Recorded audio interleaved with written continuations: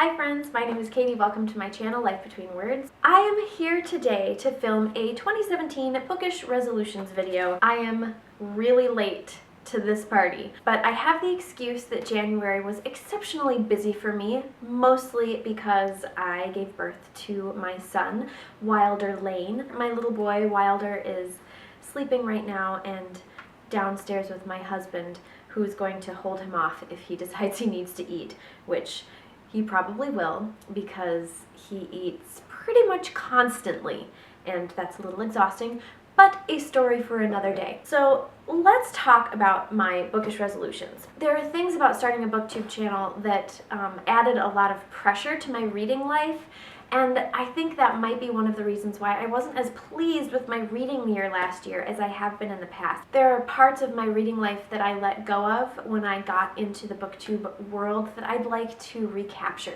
So some of the goals have to do with that. Anyway, let's just get started. I came up with 10 resolutions. Number 1 is to buy less books. As many people on booktube have lamented or celebrated, depends on where you're at, when they join booktube, they end up buying a lot of books.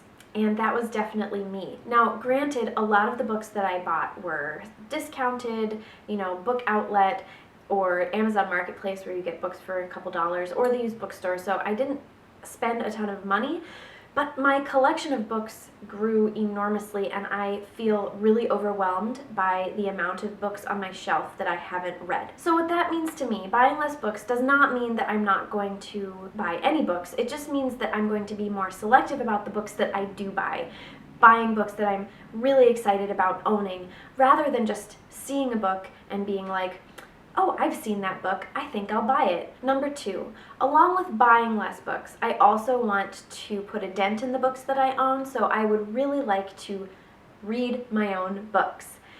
Read the books that are on my shelf. I have a ton of them. I haven't even counted how many I have. I've got little piles here and there, and then practically an entire bookshelf downstairs devoted to my unread books. It's a little out of control, and like I said, I feel really overwhelmed by the amount of books that I own that I haven't read. So I'd like to focus on reading the books that I already own. Some of my next goals are the kinds of books that I want to read.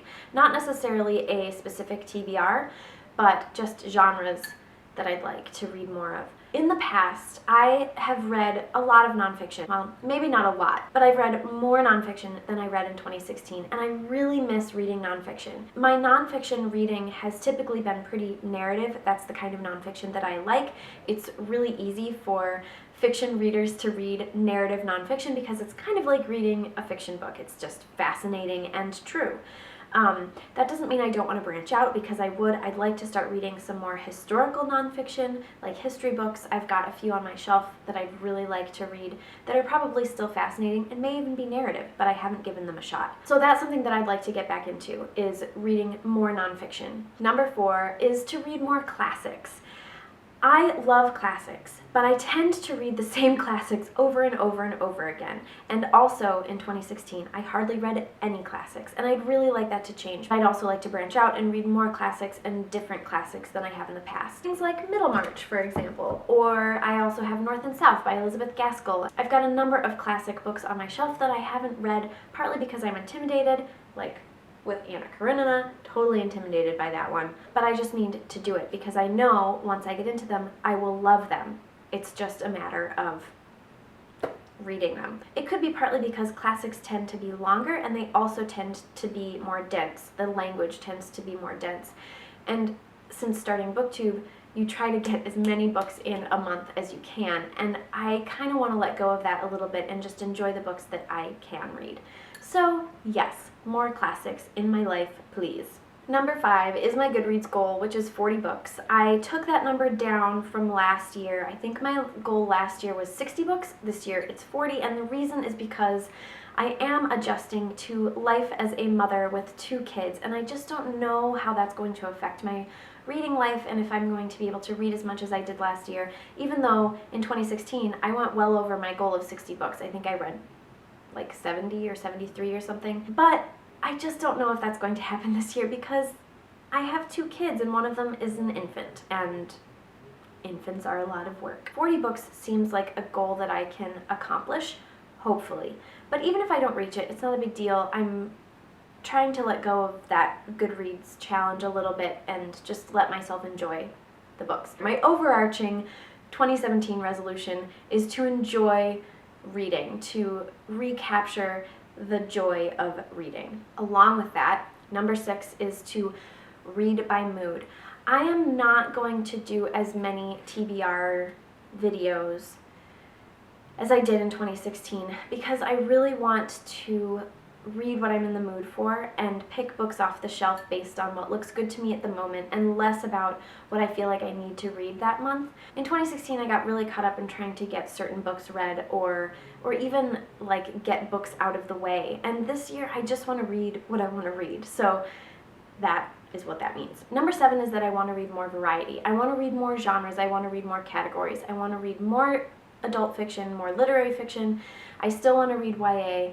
I want to read more historical fiction. I love historical fiction and I hardly read any of that last year, so I just want my reading to be more varied. I have 2 more specific bookish goals. Number 8 on this resolutions list is that I'd really like to reread Anne of Green Gables. Here is my Anne of Green Gables collection. I don't know if you can see it. A lot of people ask me about these editions. These are printed by a Canadian publisher called Tundra Press, I think. Tundra Books. I am not Canadian. My husband was able to find these a couple Christmases ago for me, and I love them. And if you message me, I can send you the ISBN number. A lot of people ask me about these, but anyway, I want to reread all of the Anne books. I am currently listening to the first Anne of Green Gables book on audio, read by Rachel McAdams, and I am absolutely loving it so much. If anyone gets their hands on a copy of Anne of Green Gables read aloud by Rachel McAdams, it's just so good. And then number 9 is to finish my reread of Harry Potter. I got really far in rereading Harry Potter last year, and then I got to the 6th book and I just stopped. So I'd like to finish the last 2 before the end of the year sometime. And then number 10 is just my little booktube resolution, and that's to continue to upload at least 1 video a week. That's about what I've been doing. Sometimes I get 2 in, but that's a rarity. It fits my life pretty well to be able to film and edit and upload 1 video a week, so that's what I'm going to continue to try and do. Alright everyone, those were my 10 2017 bookish resolutions. I hope you enjoyed listening to them. Let me know some of your bookish resolutions, because if there are any good ones, I might add them to my list. What are some of the books that you'd like to read or reread this year? What do you hope for your bookish life in the year 2017? I would love to know, so please let me know in the comments.